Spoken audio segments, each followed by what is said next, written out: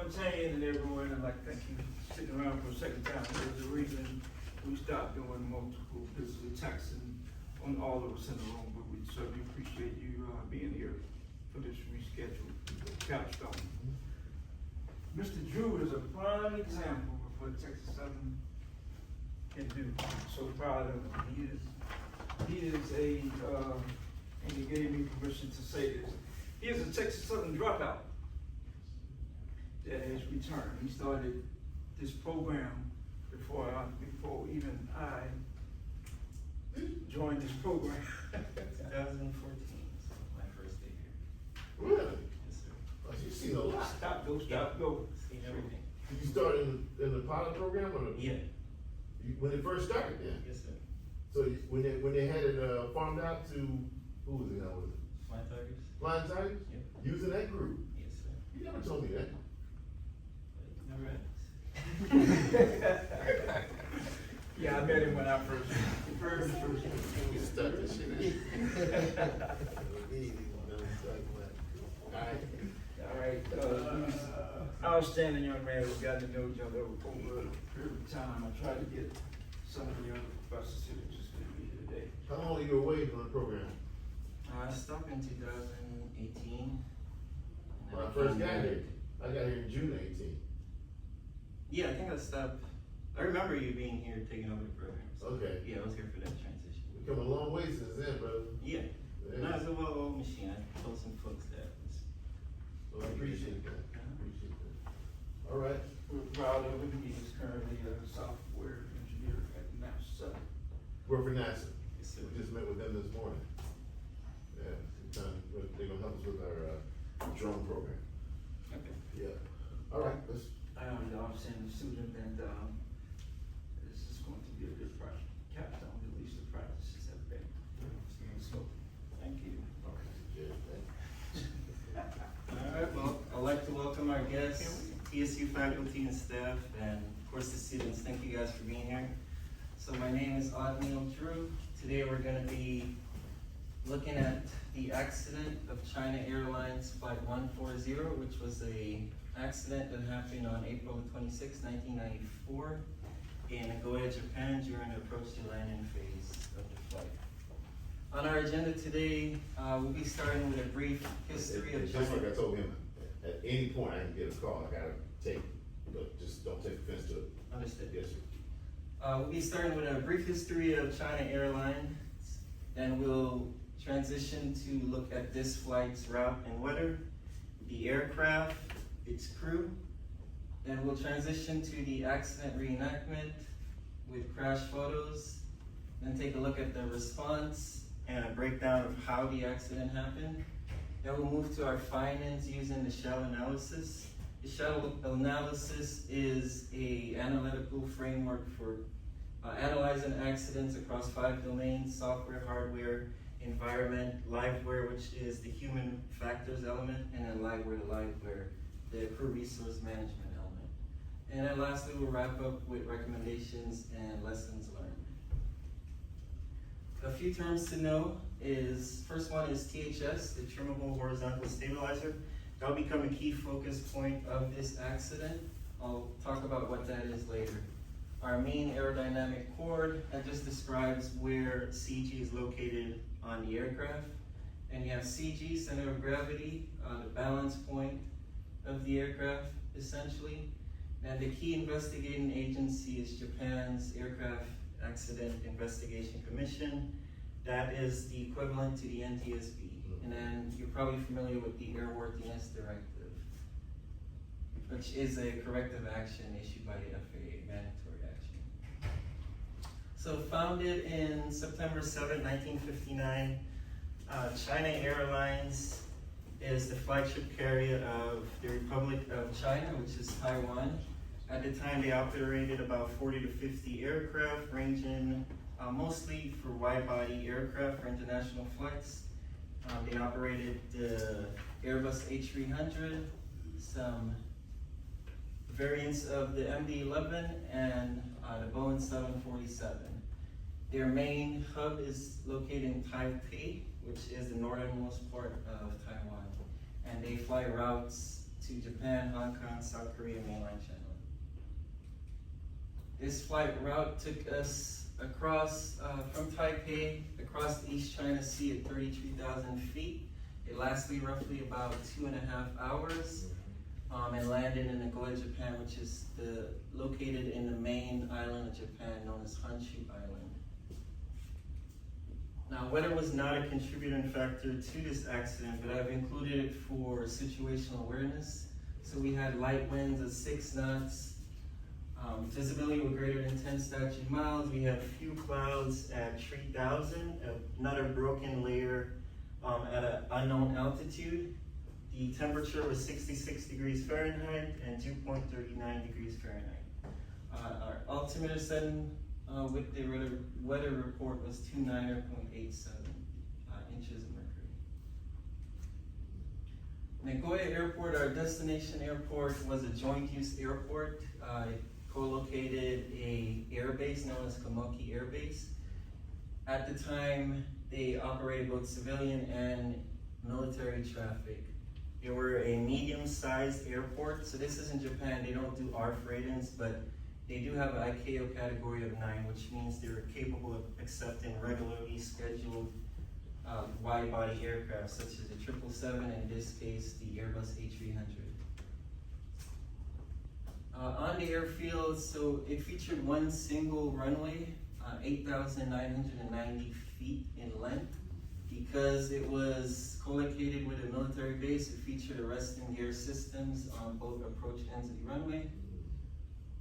I had ILS on the northern approach, which was tree 4. And here we have the domestic terminals on the west side of the field. International terminals situated in the middle is the air traffic control tower, which is this view that you see here. And the fire station is located just across here, which is this area here that you're looking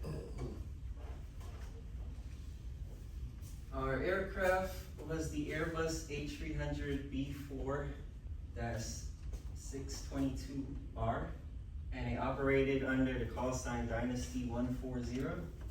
It was a relatively new aircraft. It was manufactured in January 29th, 1991. Its airframe only had roughly 8,572 hours with 3,910 cycles. The max landing weight was just over 308,000 pounds. At the time of the accident, it was 2,990 pounds. I'm sorry about that. It was powered by Pratt & Whitney engines, capable of generating 58,000 pounds of thrust. What was the weight again? At the time of the accident, 290,900 pounds. Okay. Yeah. I didn't say that last week, did I? Yeah. Center of gravity was located at 30.6 Mach. Both the weight and the center of gravity were within limits during the time of the accident, so they were not contributing factors. And this 30.6, the acceptable landing range is between 20 and 33.6 for landing in this aircraft. This particular airplane was configured for 290 seats. It sit 264 passengers, 15 crew. It was a full flight except for 8 seats in the business class section of the aircraft. So there were 271 souls on board, 256 of those were passengers and 15 crew. Now the crew, our captain was 42-year-old Wang Loki. He came from a background of flying C-47 aircraft in the military. He had just over 8,000 hours and 1,350 hours on this type airplane. He joined directly out of the military in February 1st, 1989. Both him and the first officer trained the same week before this flight occurred. And her first officer, Chang Min-jung, was 26. He had 1,600 hours, just over 1,000 of those being on this aircraft type. He was actually a direct hire out of China Airlines pipeline program. Wow. He attended school here in the United States in the University of North Dakota. So he transitioned directly from there, joined their pipeline program, and was hired in April 16, 1990. And as I mentioned, both him and the captain trained within the same week, him just being a day after. And here's just a breakdown of the hours. You can see the majority of his hours for the captain was in the Air Force. And the number before is hours, and then they do minutes differently. So after the plus sign is the minutes. So he graduated from, the first officer graduated from University of North Dakota. He had 246 flight hours. And total, or is that 42? So the way that, which word are you looking at? The FO. Here? Yeah, so that's 246 hours, 42 minutes. 42 minutes, got it, thank Yes, you. sir. Okay, so 246, and then the captain he also went to UND? No, so I didn't find any record, they didn't have any indication of. That's what I'm looking at, I'm like, wait a minute. I looked at the captain's name, I'm like, I don't think he went to University of North Dakota. No. So what is this, what do you got, what is that 343? Where do you see that? Oh, no, so apparently they count, like first, like captain, they count, so they count second time, second in command time and PIC. I got it, thank you. Yeah, absolutely. Okay. Thank you very much. Yeah, you're welcome. Cabin attendants, unfortunately, they didn't have a chance to respond to anything in this accident. They didn't have any involvement at all, or were unaware at the time of the accident. And it's just a mix of different cabin attendants, and there were 13 of them total on board. Now we'll transition to our accident live reenactment. So, when I call your name, team, please stand and be recognized. So, our captain will be Xavier Holt. Our first officer by Corbin Law. We have our ATC, Sir Christopher Anderson. Our ARP will be Wesley today. We have our ground ops as Odie. And sound effects by Mitchell Dye. Do me a favor, Mr. Booker, from this point, I'll go back 2 slides. Mr. Booker, write this down from this point on, and on every capstone we do, I want you to do exactly what he just did. Okay. So, there should be a slide that goes directly into a live reenactment, so people know what's going on. Good. Thank you. Let's see. Okay, so some disclaimers with the live and Is the arrow telling everybody to look up here? Yes. Okay, I want to put that. Oh my God! Go back. That's good, that's good. Good stuff. You can stop right there, you pass. All right, I got you. Go ahead. Boy, that's smart. That's what you fucking do. Look at Ball, he back here, damn it. He got it. Okay, so I want to make some disclaimers about what you're about to witness. So I call it a live reenactment instead of a scenario because everything that you hear in the cabin, the flight crew, the dialogue, is almost verbatim. Certain things have been changed to make it a little bit easier to say, but their dialogue came directly from the CVR. Now, I wanted to frame this accident since it happened so quickly. It starts off with a normal day. You have the airport ops going about her day doing a runway inspection that is successfully completed, and then you have the aircraft beginning its descent. Now, we weren't able to use an Airbus A300, so we have a Mooney Bravo aircraft. Also, the airplane, because this is a single engine, and obviously the Airbus is much faster, we're starting at a lower altitude. Instead of 2,500 before they reach the initial approach fix, we're starting at roughly about 1,500 feet. Other than that, some views for situational awareness. You have the aircraft here, a chase angle. You have ARF, which is stationed at the fire station, like I mentioned here. You have ground ops, just falling short of runway 34. And stop right there. Yes. This is the other thing. This is what I expect. Nobody's done this before that's gone through this thoroughly. Mr. Booker, every single student should do exactly what he's did from this point on. I'm not taking anything less.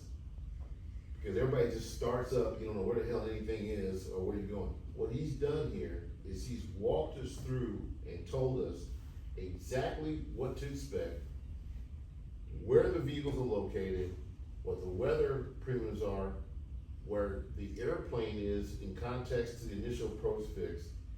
He's told us what to expect, where everything is, and what we're looking at before he starts the scenario. That way, when the viewer's looking up here now, we have a much better indication of what's going on, rather than just starting a scenario up. So can we make sure every single student from this point on is doing exactly what he's doing, and that is, once people's eyes are fixated on the scenario, just don't start the darn thing up. Stop first, explain what the hell's going on, and then start your scenario. And I think it makes everybody more, how you say, not comfortable, but, aware, yeah. Everyone's on the same page. Yeah, everybody knows what's going on, yeah, very good. Drew, it's been a while since somebody messed, can you like shake the mouse so that it doesn't turn off? Oh, yeah, good point. And I'll try to check, That's it, thank you. Yeah. Yeah, of course, thank you. What was I said? Okay, and lastly, you have a top-down view. We'll see compared to the accident photos once we get to that part, but here is the runway 34's approach. And then, other than that, there's one sound. So sound, can you play number 9 for me? Okay, so I'm using that sound in place of a sound that I could not find from the recording. These sounds are proprietary and it was hard to find. So whenever you hear that, everything else will be roughly the same. That's the only sound that's not accurate to this accident that happened. Thank you. Okay, absolutely. So we'll begin. So like I said, normal day, light winds from the west, and everything up until this point have been completely normal. So nothing, and I mean nothing, about this moment suggests how this flight will end. Okay. Tower ops holding short, runway 34, requesting permission to enter 34. Ops cleared to enter runway 34. Clear to enter runway 34, starting runway inspection.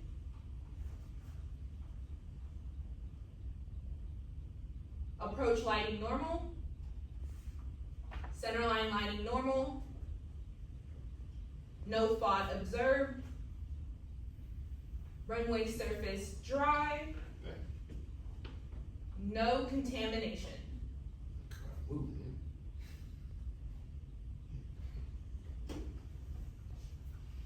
Tower operations, runway 34 inspection complete. Runway 34 cleared and available. Ops, roger, runway 34 available, thank you. We'll start our descent soon. Let's review the approach. Yes, sir. Missed approach is toga. Go around power. Flaps, 1 step. Positive rate. Gear up. Heading selected. Level off at 150. Missed approach confirmed. Dynasty 140, cleared ILS, runway 34, contact tower. Cleared ILS 34. Nagoya Tower. Dynasty 140. Inbound ILS 34. Dynasty 140, continue ILS, runway 34, report outer marker. Whoa. Relax. It's just wake turbulence. Small inputs. Continue ILS. Will report outer marker. Dynasty 140. Localizer alive. Localizer alive. Glide slope alive. Check. Traffic in front. Reduce the speed. Reducing. Take to 170. 170 set. Don't follow so close. We can be overturned. Don't look at other things. Watch here for the minimums, okay? Got it, sir. Runway go around altitude. 3,000 feet. Okay, Glide slope captured. glide slope captured.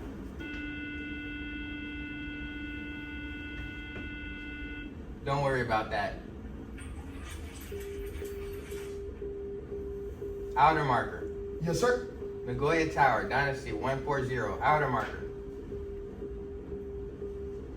Dynasty 140, continue approach, number 1 for landing. Continue. Flap 20. Flaps 20. Speed 150. 20 set. Gear down.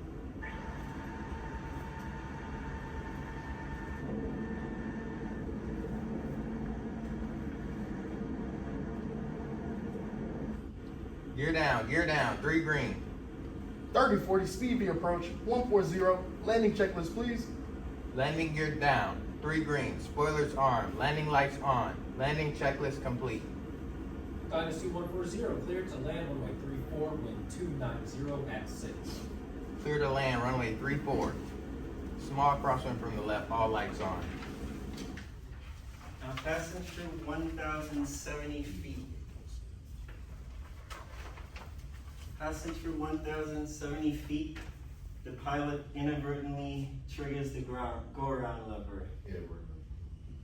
Now, this is a mistake that is completely recoverable, but at this point, neither one of them understands how the aircraft operates in go-around mode. Over the next 90 seconds, a series of compounding errors will completely seal their fate.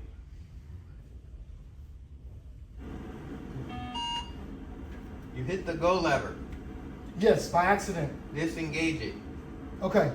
Watch outside, outside. Push down, push. Disengage that throttle. It's not responding. Too high. You're in go around mode. Disengage it again, slowly, with your hand on it. Did you disengage engine thrust? Yes, sir. Disengage. Push more. Push more. It's still in go around mode. Autopilot disengaged. Sir, I still can't push it down. Land mode? Slowly, do it slowly. I'm trying. It's not moving. I have control. Disengage. Disengage. Damn it. Nagoya Tower. Dynasty going around.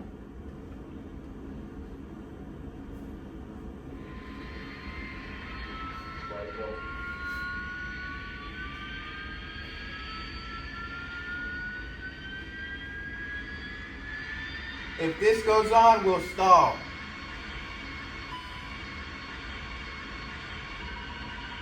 Push your nose down. Set. Push your nose down. Not too quick. Power. Ah! Power. Power.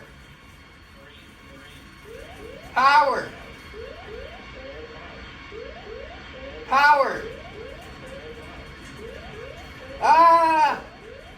Oh, it's all over.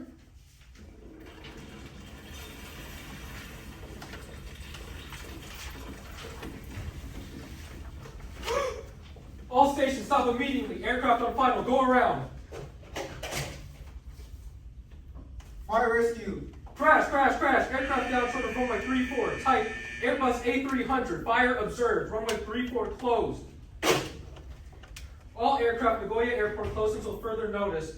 Airport ops respond. Cleared onto runway 34 via Echo 1. Ops cleared to runway.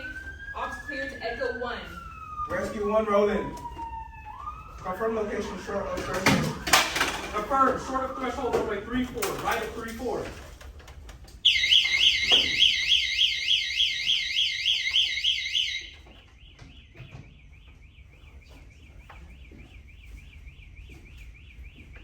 Ops responding. Runway 34 closed.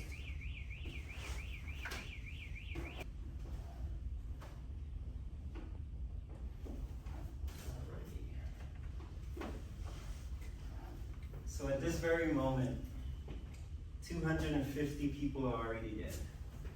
The air around Nagoya Airport is filled with thick smoke and the smell of burning fuel and human flesh. Triage was directly set up on the airport. There were initially 16 survivors.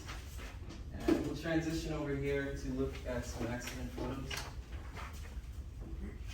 So this is a chart of how many survivors there were.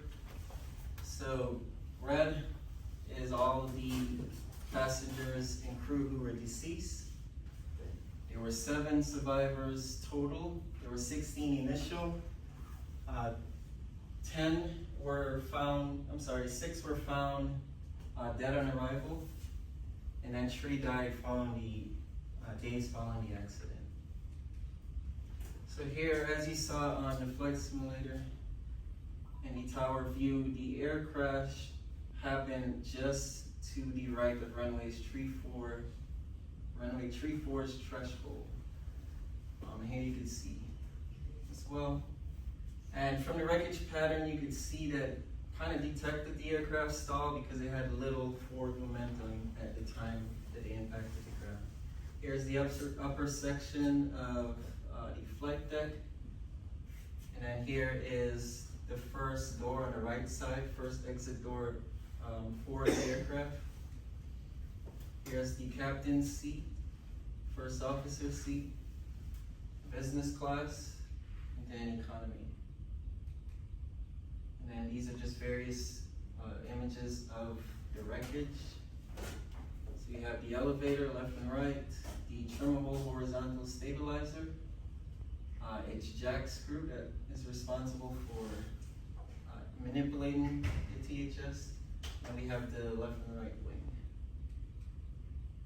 As far as non-aircraft damage, there was damage to a water irrigation line here that the Komoki Air Base uses. And then there were also damage to fire and trees within a 2.5 acre field. So like I said, triage was set up directly on the airport. And if you go back, I'm not gonna go back, but there was an image before this to show where the hangars were. So this photo is just to the right where it is, all the way where the water irrigation line. So the bodies of the deceased, not all of them, but mostly the crew, were stored in one of these hangars during triage. It took roughly 90 minutes to distinguish the flame. Much of the aircraft had been destroyed by fire, with a few of the big pieces that you saw from the wreckage. There were various organizations that responded, including the Red Cross and the Aichi Prefecture, police and medical organizations. The police secured the field and basically protected the evidence, and then the medical assisted recovery of both the live and the deceased. The Komoki Air Base responded with 3 fire trucks within 3 minutes, but like I said, they took 90 minutes to distinguish the flames. There were about 120 to 250 personnel that responded to this fire. Now, let's see. There were also one key part that was deemed to be not a contributing factor of the accident, and that's because they stored the crew bodies in hangars that were warm for a period of 18 to 48 hours. Now during that time, they didn't run an autopsy until that time, so once they did, the first officer's blood alcohol content came back above the legal limits to fly. So there were a lot of press coverage regarding that, but it turns out, yes. So his toxicology report came back higher over the legal limit, and that caused a big stir in the media, but it was deemed not a contributing factor because there's research that was done just a year prior that said the rapid decompressive nature of air accident victims cause ethanol to develop in their blood postmortem, which means after death. during that process that your body undergoes. So accident breakdown. So you know what happened. So here's how it happened. So to understand this accident, we have to know what the THS is. This is the trimmable horizontal stabilizer. It's the horizontal tailplane on the empennage section of the aircraft that's responsible for trim. And trim just release control pressures from the pilots and help with stability of the aircraft. So this aircraft was not a fully fly-by-wire system. We wouldn't see that later on until the Airbus A300, which I think was introduced in 1988. But this basically, the main thing to remember here is that this whole entire section moves and provides trim for the aircraft. Now the elevator is just a small piece of that section. So the control forces needed to push the nose down against this trimmable horizontal stabilizer is, it requires a great deal of effort, which the pilots weren't able to overcome. And they also move independently of each other, so they can be in both separate positions. So this is, the blue one is the glide slope, 3-degree descent path to runway 34, and this is the approximate flight route that they flew. This is what their descent profile looked like. Hopefully this isn't too small, but I'll try to explain briefly exactly what happened. So here you have dashes suggesting when the autopilot is on, and then our altitude is this line here. Our pitch is this line here, and then we have the horizontal stabilizer position here. So at roughly 2,500 feet, the captain, the first officer disengages the autopilot and he begins flying down manually to the runway. At roughly 1,070 feet is when he accidentally triggers or inadvertently triggers the go-around mode. At some point throughout this accidental activation of the go-around mode, the autopilot is off right now. Now, enabling the go-around mode does two things.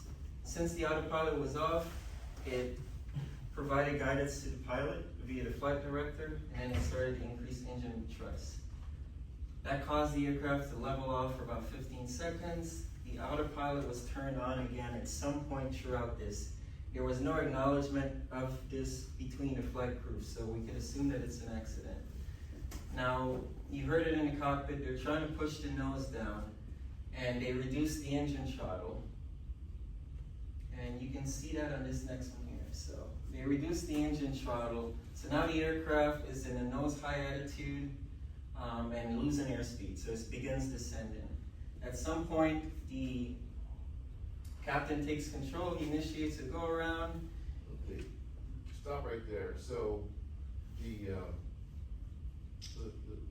first officer commanded autopilot for the second time at this point. And when he commanded autopilot, he did the autopilot input, but never told the captain that he was establishing autopilot again, correct? Or did he announce it?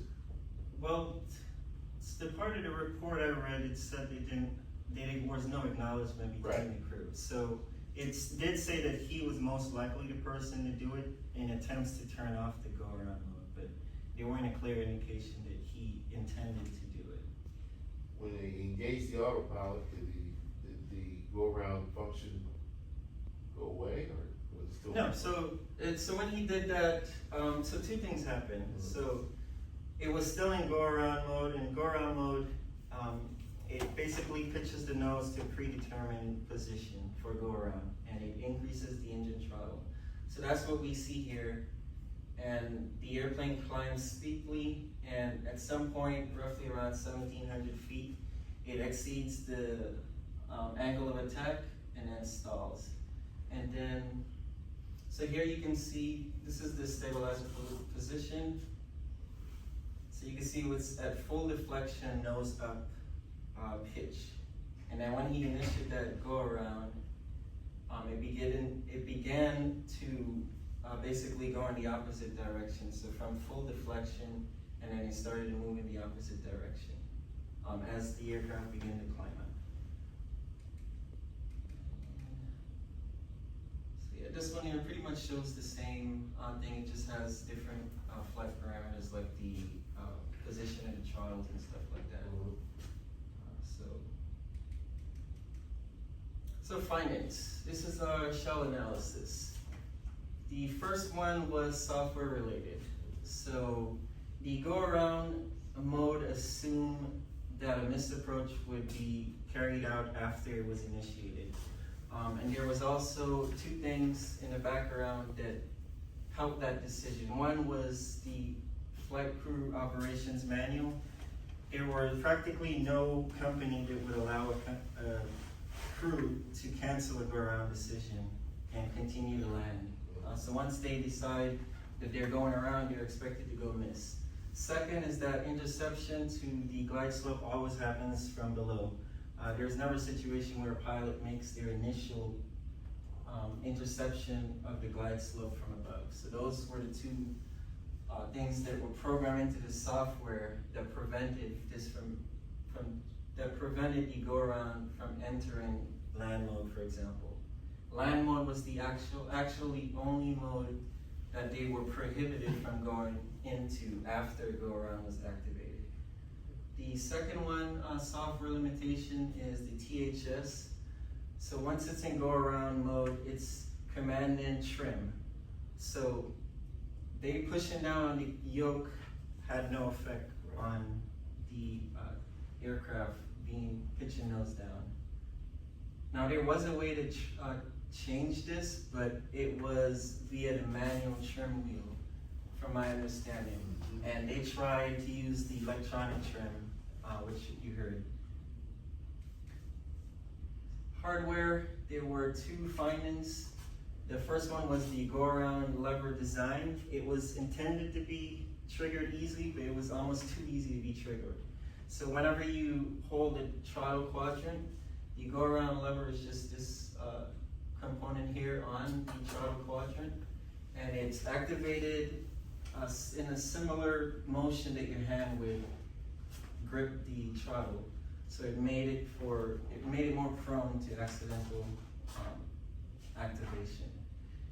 The second finding is there were no prominent indication that the aircraft was out of trim, meaning since the trimmable horizontal stabilizer and the elevator can move independently of each other, there were no indication that they were out of trim, meaning the pilots were attempting to push down while the aircraft had full deflection to pitch it up.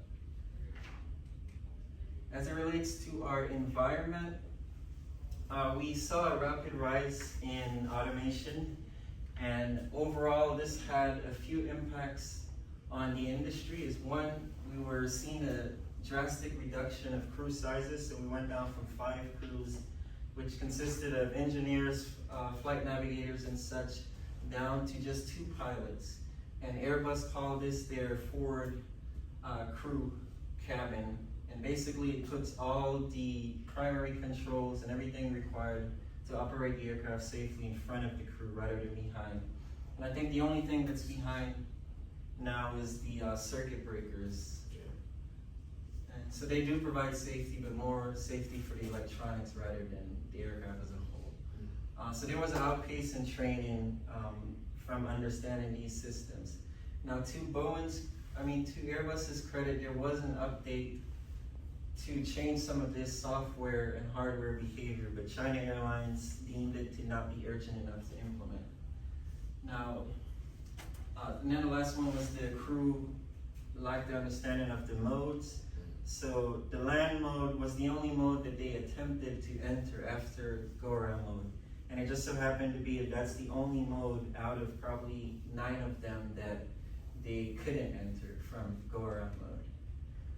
Our liveware human factors, so the captain trained in a simulator that allowed him to push in the control column and it disconnected the autopilot.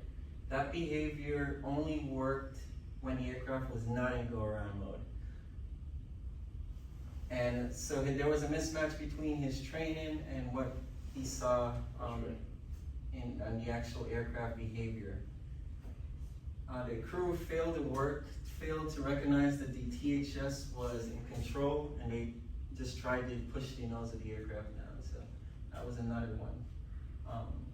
As it relates to CRM, there was an evident weak authority gradient between the crew. So while the captain was authoritative, he lacked the decisiveness to take action when it deemed appropriate. He should have taken action sooner because not being able to push down the nose of the aircraft is not a normal flight condition. So he should have at least saw what the aircraft felt like before it was too late.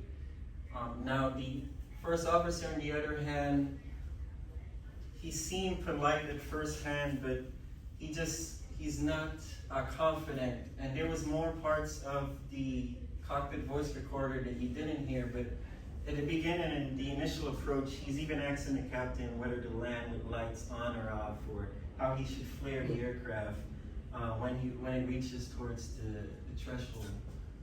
So he lacked confidence and knowledge, and they both, well, at least the captain, he trained in a simulator, but he didn't know that this behavior wasn't applicable to the actual airplane. So recommendations, there were a lot of overlap, so I categorized them into three.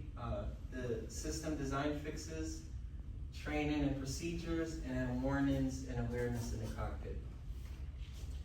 So the accident investigation, like I mentioned, was done by Japan, and it was oversighted by the NTSB, as well as France and the FAA. So they issued some recommendations, and like we mentioned, they have a lot of overlap, but the key ones for system design fixes focus on the flight control computer. So they made a change where the autopilot would disconnect everything once 15 pounds of force was applied. Yes, above 400 feet, I believe, is what it was. Then there was a push to standardize compliance across regulators. That just means that the FAA matches the CAA and all of those other civil aviation authorities for different countries. As it relates to training and procedures, the NTSB issued a notice, and they recommended more training on the flight modes of the aircraft. Taiwan also did the same thing, but more towards proficiency checks and retraining of those systems. And then Japan also pretty much did the same thing. So all three agencies issued things regarding training. Yeah. Lastly, awareness, like I mentioned, there was a way to manually trim the aircraft, but there was no prominent visible display to say that the aircraft was in an out of trim condition. So they recommended that be made an improvement. And then Airbus issued a warning, internal communication to all the operators, which are the airlines, talking about the stuff in the flight crew operations manual, being that the modes, how they work. So they added a lot more clarity to the operations manual. Lessons learned lastly. So there were three key lessons from this accident that we could take away. Is that one, the automation helps with efficiency, but the pilots have to understand how it works to maintain safety in the cockpit. The second one is that training in the simulators should reflect the real world behavior of the airplane. So oftentimes what we see is that the simulators are easier to update than the aircraft, so the simulators update ahead of the actual aircraft behavior. So it's recommended that they stay the same, so those behaviors are consistent. And lastly, the organization should treat all safety hazards as urgent. So Airbus did have a safe software update to the aircraft to fix some of these issues, but China's leadership determined that it was not urgent enough. So there was a recommendation or lesson taken away from that all of these should be done sooner than later. And then lastly, I didn't have a slide for litigation, but China Airlines did get sued, and they had to pay $46 million, and that was to the remaining families of the victims. 7 of those, and they also tried to sue Airbus, but that fell through. citing that the lack of responsibility for Airbus, since they did have language in flight crew communications, operations manual, and the software available was up to date for the operator to take. So they didn't have any responsibility in this accident. And did China learn their lesson? No, there was another accident exactly the same 4 years after this one in 1994. Well, this one's 1994. 4 years after that, there was another accident. These are references I used to research this accident. I would like to open the floor up for your questions.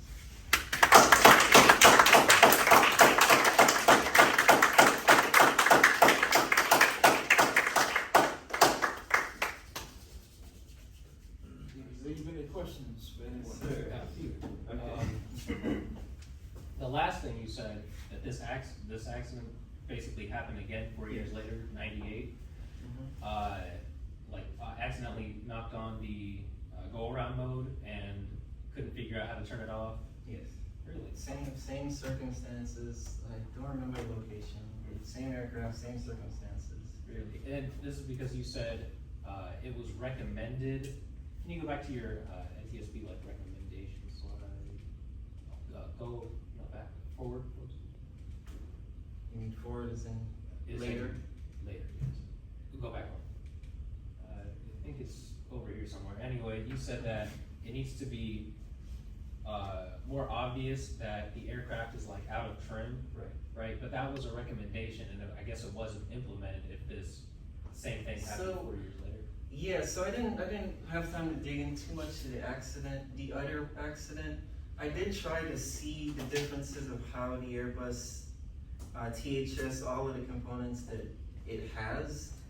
And it's not clear what was done after, so I didn't find anything that was done. They may have been something added to, and it could have been an audible alert as well. Yeah, I don't mean to harp on you for No. something that's not your accident. Back to your earlier slide, the title of the slide being China Airlines History. You have the Republic of China, but you call it Taiwan. Just want to clarify. Yes, so without going too deep into the history of China, so they split after a civil war, similar to what we saw here in the US. And they split into the Republic of China, which refers to as the people, the nationalists in Taiwan, and then the more, what's the word for them? Communists stayed in mainland China, and they're referred to as the People's Republic of Taiwan. So it's very similar. They both basically claim Dr. Lin is actually is Taiwanese. Yeah. so they both claim to be the real China. We still see that tension today. Okay. You got it. So the solution to the problem was that they hit the go-around lever. Would it have been possible for them to manually trim it back down instead of, I guess, whatever they were trying to do? Would that have, maybe not you can't put it in landing, correct, from go-around. So I guess the solution would have been to just fulfill the go-around? Yeah, Go-around. I think that was probably the safest option to do.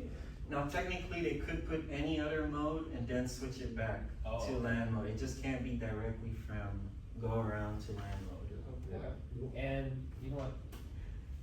I'm asking all this because I know, dude, you got I this. Is appreciate that. fantastic. I love it. The broken cloud layer was unknown.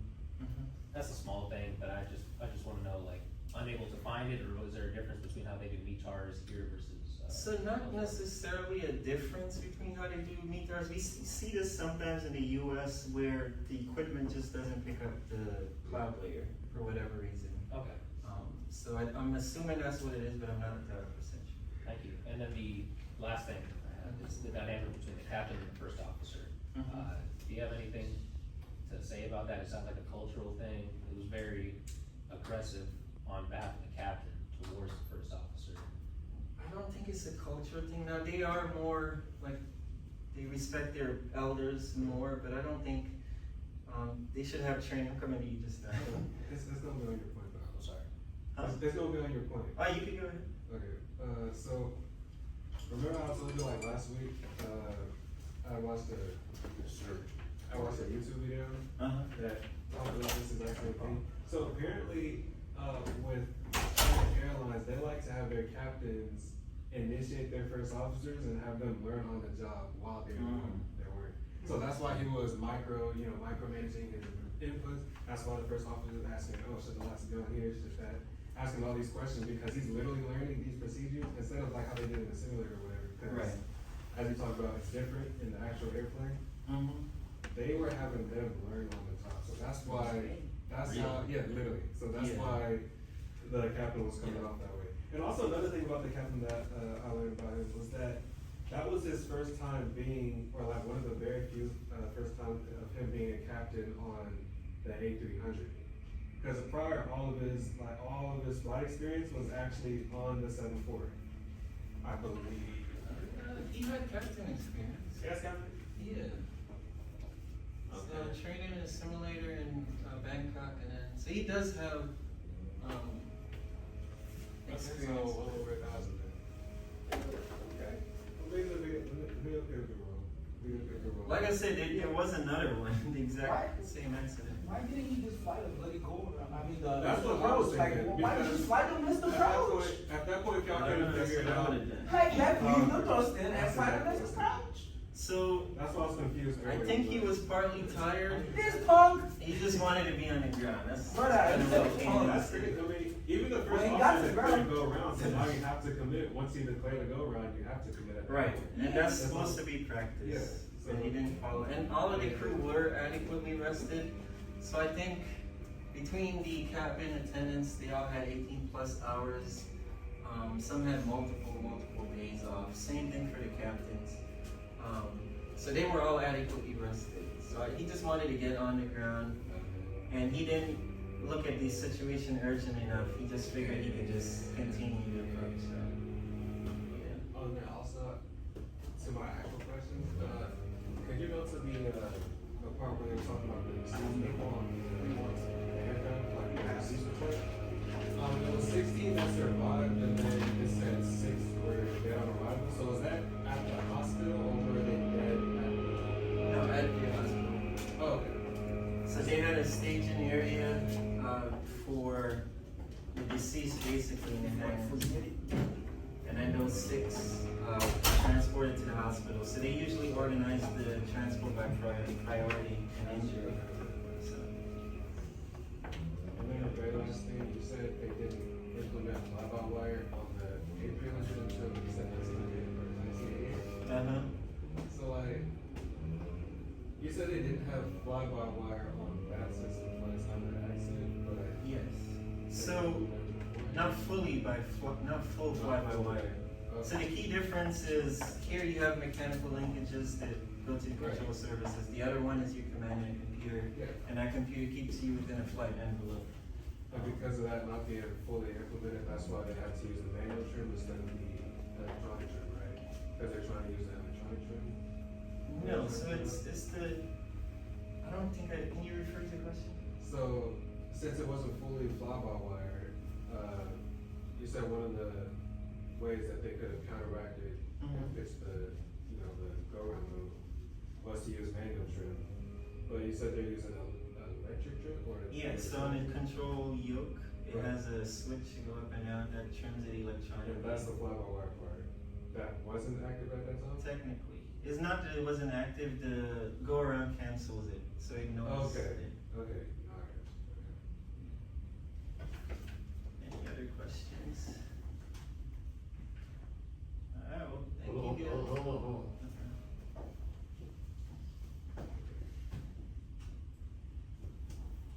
Any slides as far as like cruising? No, just kidding.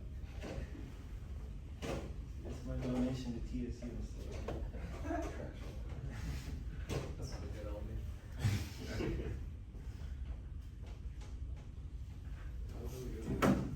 Oh, boy. Always something to teach you. Hey, look, my mind's back on track, right? Right. outstanding, man. I mean, one of the best I've ever seen. Thank you. You nailed it. I cannot think of anything that was arbitrary or dismissive, from what I saw. Now, I would say this, two things in particular. One, we call, Continental had the A300 airplane. We call it the scare bus. And the reason why we call it the scare bus is that on every other airplane that we had ever, on every other aircraft that I can think of, we had any type of input on, you could always take the airplane down to manual mode. Right. In other words, when the automation takes a crap on you, you could always just disengage things all the way down to, okay, now hand fly this goddamn thing, and nothing the airplane can do about it. The fly-by-wire system on the Airbus scared the hell out of people because you had to actually remember steps in how things were in order. Right. Rather than just going click, I'm hand flying. You gotta disengage something before you can actually get to the point where you can disengage and hand fly. Right. And so for pilots who are young, pilots who are not quite seasoned, pilots who aren't trained enough in these situations over and over again struggle. And I didn't say first officers, I said pilots. That's generally what. Yes, sir. True. Another thing about your presentation, you could have brought somebody like from the high school next door who's never seen like the simulators, who doesn't know how capsule goes, who doesn't know anything about aviation, and the way you explained everything, it was perfect. It was recorded, right? No, that's recorded. Just enough, dumbed it down just enough to where anybody, I don't, dumb it down, not to be like an insult or anything. No. It was comprehensive, anybody who sit in this room. See your flies, you gotta know how to explain it. Right now, it's a love-hate relationship. The water is you blow that out of the water. Professor Booker, what you Professor got for Booker, him? Was that not incredible? That was, Oh my god. oh.